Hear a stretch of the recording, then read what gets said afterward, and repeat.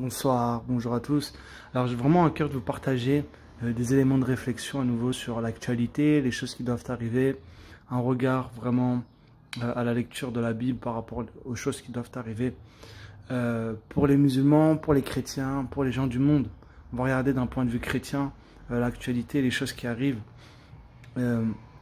Récemment, on a vu dans une interview Bill Gates qui parlerait de la deuxième phase des choses à venir comme étant les attaques biologiques par les terroristes.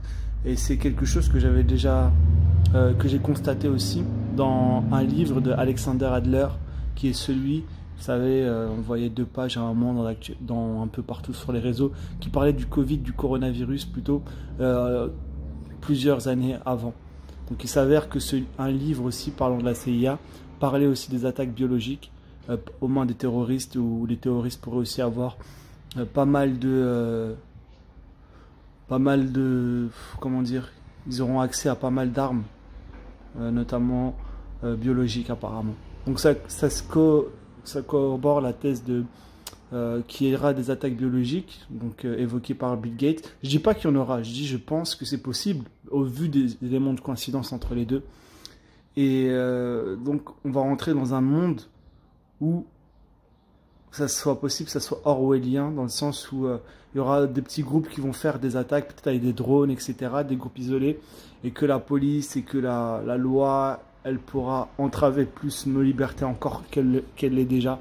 Donc peut-être par un accès constant à nos données ou autre, ça je ne sais pas comment ça va se produire, mais apparemment il y aura des attaques biologiques par des terroristes, par des petits groupes. Dans ce livre-là qui parle de la CIA d'Alexander Adler, que j'ai sous un format PDF, il parle aussi de califat, donc en 2020 possiblement. C'est possible, c'est une thèse, il n'a pas dit que ça se produirait, il a dit que c'est des éléments de piste. Donc possiblement un califat en 2020 avec l'émergence d'une personne. C'est possible que ce soit en Arabie Saoudite.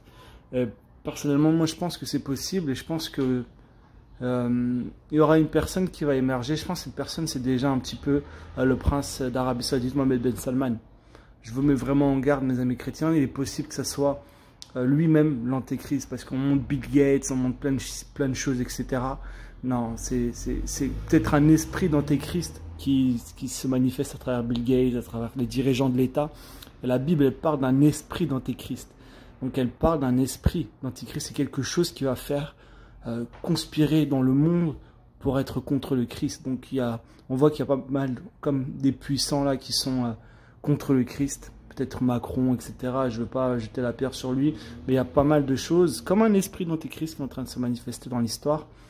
Et puis, Bill Gates serait peut-être un pion, et les dirigeants seraient peut-être comme des éléments de pion dans cet échiquier, pour faire la volonté du malin, quoi. Donc il faut vraiment se méfier par rapport à ça.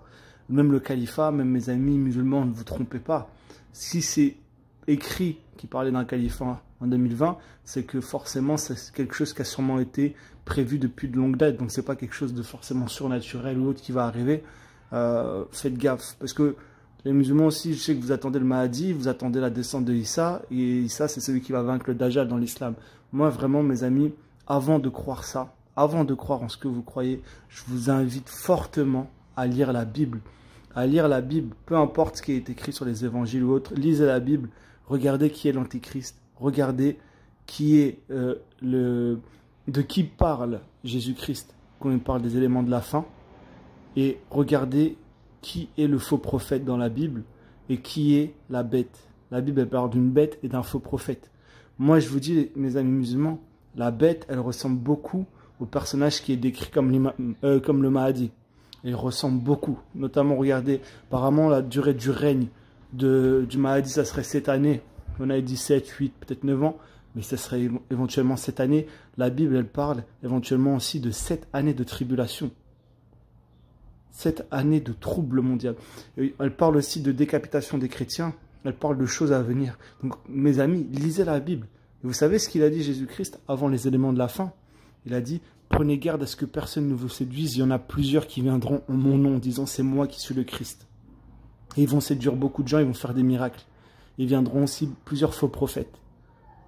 Donc moi, et il a dit que personne ne vous séduise, il a dit, je vous l'ai annoncé d'avance. Donc mettez-vous vraiment en garde, mes amis musulmans, parce que Jésus-Christ, il a dit qu'il viendra après lui un faux Christ, et des faux Christ et des faux prophètes.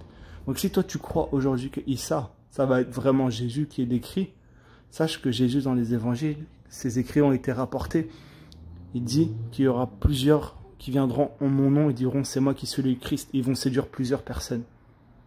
Et la Bible, là où c'est fort, là où c'est là, il faut vous ouvrir l'esprit, c'est que Jésus il dit dans ces mêmes paroles, vous pouvez lire l'évangile de Matthieu au chapitre 24 en entier, il dit qu'ils vont faire des grands miracles et des prodiges. D'accord? Et il dit aussi que les chrétiens, enfin il dit aussi que vous serez haïs à cause de mon nom. À la fin des temps. Il dit vous serez haïs à cause de mon nom et vous serez mis à mort. Si donc il y aura des faux Christ et si donc les chrétiens, ceux qui croient en Christ, ils seront mis à mort, qui va faire ça mes amis? Qui va faire ça? Et je vous mets en garde sur les paroles du Seigneur Jésus-Christ, notre Seigneur, mon roi. Il a dit que personne ne vous séduise et il a dit voici je vous l'ai annoncé d'avance. Il n'a pas annoncé l'évangile après le Coran ou après les hadiths, etc. Il a dit, voici, je vous l'ai dit d'avance. Donc, il nous a annoncé les choses à venir. Si tu vois maintenant que Issa, que le Mahdi, etc., que même si Issa, il va vaincre le Dajjal, etc., ça va être comme une mise en scène. Jésus n'a pas dit, viendra un seul faux Christ. Hein. Il a dit, viendra plusieurs. Il a dit, si on vous dit, il est dans le désert, n'y allez pas. S'il est dans le lieu secret, n'y allez pas. Donc, si demain on te dit, il est à la Mecque, il est là, il est dans le lieu, ne crois pas. Ça ne se passe pas comme ça, la descente de Jésus. Ça ne se passe pas comme ça. Tout œil le verra quand il viendra. Mais là, ça va être un jour apparemment terrible. Donc, ce n'est pas un petit jour où il va venir sur terre avec le Mahdi, il va le laisser diriger la prière, etc. Vraiment, moi, je vous invite à lire vraiment, en tant que musulman, vraiment à faire des recherches vis-à-vis de ça. Si tu es musulman, mon frère, regarde, Abou Nasser, je crois, un imam, il a fait un prêche par rapport à la descente de Issa, donc la descente de Jésus. Regarde et vois bien que ce Issa, il ressemble vraiment, vraiment, aussi étrange que ça puisse paraître par rapport à ce nom, il ressemble au faux prophète qui est décrit dans la Bible. La Bible, elle parle, il me semble que c'est à ce niveau-là qu'elle parle du faux prophète. Elle dit qu'il est comme une bête avec deux cornes, semblable à un agneau, mais qui parle comme un dragon. Qui ressemble à un agneau, mais qui parle comme un dragon? Elle parle de la bête aussi. Elle parle de décapitation de ceux qui ont le témoignage de Jésus. Donc aujourd'hui, si tu vois que Issa ou quelqu'un il te dit tuer les chrétiens, ou te dit ce sont des mécréants, ou des chefs de guerre ou autres, ou des chefs religieux, ils vous disent les chrétiens sont des mécréants, et qui te demandent l'application de je sais pas moi si c'est la sourate 9 ou autre, de tuer les chrétiens, mes frères et sœurs, sachez que Jésus-Christ, il l'avait dit avant. Il a dit, vous serez haïs à cause de mon nom. Le père, il va balancer son fils. Le fils, il va balancer sa sœur, sa mère. Ça va être la division. Il a marqué ça. Donc vraiment, mes amis, ne soyez pas séduits, ne soyez pas troublés. Ne soyez pas troublés. Jésus nous avait dit, lisez l'évangile de Matthieu au chapitre 24 et lisez l'évangile selon Luc au chapitre 21. Et lisez l'Apocalypse et faites une étude. En parlant de ce faux prophète, il me semble, donc à prendre avec des pincettes, je ne suis pas un expert en ça, mais qu'il s'agit vraiment du faux prophète dont il est fait mention dans l'Apocalypse, et il est écrit qu'il fera descendre le feu du ciel à la vue de tous les hommes. Donc il va séduire, et ces prodiges-là, ça va se produire normalement, possiblement. Donc là, il va faire descendre le feu du ciel à la vue de tous les hommes. Aujourd'hui, on ne voit pas ça. D'accord? Mais il va faire comme des grands miracles et les gens ils vont dire waouh, c'est lui vraiment le Mahdi, c'est lui vraiment Issa, c'est vraiment lui. Et Mahdi, ça va sûrement être plutôt comme un chef religieux, le bien guidé qui va montrer un peu là, un peu comment ça se passe, comment montrer peut-être une image positive de l'islam, etc. Moi vraiment, mes frères et sœurs, je vous invite à la réflexion. Ne prenez pas pour argent comptant ce que je dis, ça se trouve je me trompe totalement. Hein. Mais vraiment, moi je vous invite à la réflexion. Vous ne pouvez pas vous dire que ça va se passer comme c'est écrit dans le Coran par rapport à Issa, par rapport à Dajjal, par rapport à Mahdi. Regardez d'abord les évangiles qui ont été écrits avant. Regardez ce qui est écrit. Regardez ce qui est écrit. Vous savez, l'évangile il dit que le diable, il se déguise en ange de lumière. Donc, il faut vraiment faire attention. Et il y a un passage de Thessaloniciens, chapitre 2, verset 9, il dit que l'apparition de cet impie se fera par des miracles et des prodiges mensongers. Donc faites gaffe, mes amis, si le monde demain, il rejette la foi chrétienne, ou il commence à se détourner, etc. Je crois que c'est un hadith de Imam Muslim, ou je ne sais plus qui, il y a quelqu'un qui dit que lorsque la descente de Issa se fera, il brisera la croix, il égorgera les porcs, etc. Et apparemment, ça sera, de ce que j'ai compris de ce que disait Abu Nasser l'imam, il disait que il y aura une seule religion à ce moment-là. Donc vraiment, mettez d'abord la Bible à votre gauche et regardez ce que dit le Coran à droite et regardez, comparez les deux éléments. Mes amis, il ne faut pas se tromper, on ne peut pas se tromper. Et encore mieux que tout ça, mieux que mes paroles et vos doutes et mes doutes et autres, etc. Parlez à Dieu. Dites-lui, Dieu, je veux savoir la vérité. Est-ce que Jésus-Christ, c'est l'évangile? Ou est-ce que ça a été... Parce que moi, j'ai du mal à croire aux évangiles, parce qu'on dit ça, on dit ci sur les évangiles. Moi, je veux vraiment croire en la vérité. Ou est-ce que c'est le Coran qui est vrai? Mais vraiment, pose cette question à Dieu. Et cherche-le de tout ton cœur. Demande-lui vraiment, mon frère, ma soeur, si Jésus-Christ est la vérité. Si vraiment il est le Fils de Dieu. Le Fils de Dieu, c'est l'image. Parce qu'on dit aussi Dieu, on peut dire ça comme ça. Regardez, Dieu, on dit qu'il est miséricordieux, non? Selon l'islam, etc. Il est appelé miséricordieux. Le clément peut-être aussi. Mais regarde, la clémence de Dieu, la miséricorde de Dieu, c'est que nous, on est pécheurs, on est fautifs devant Dieu, on est coupables. On n'est pas saint. Mais Jésus-Christ, il est venu mourir pour nous. Lui, le saint, il est mort pour des gens qui étaient injustes. Il est mort pour que nous, on ait la vie éternelle. Si on croit en ce sacrifice, en lui, on a la vie éternelle. Et on est sauvé. Alors si tu crois aujourd'hui en Jésus-Christ, tu as la vie éternelle et tu es sauvé. Et Jésus, il le dit lui-même, il dit, celui qui croit en moi, il ne passera même pas en jugement. Il passe de la mort à la vie. Ça, c'est la clémence et l'amour de Dieu. Donc aujourd'hui, il te reste juste une chose à faire.